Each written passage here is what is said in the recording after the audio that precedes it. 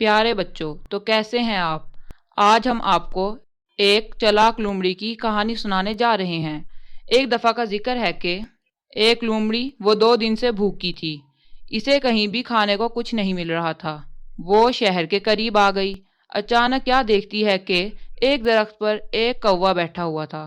اس کوے کے منہ میں ایک ثابت روٹی کا ٹکڑا تھا۔ لومڑی کے منہ میں پانی بھر آیا۔ اس نے ایک ترکیب سوچی۔ وہ کوے کی تعریف کرنے لگی۔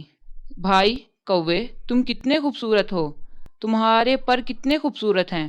تم چاہے راوی میں نہاؤ یا جہلم میں، تمہارا رنگ ایک جیسا ہی رہتا ہے۔ سچ مچ تم پرندوں کے راجا ہو۔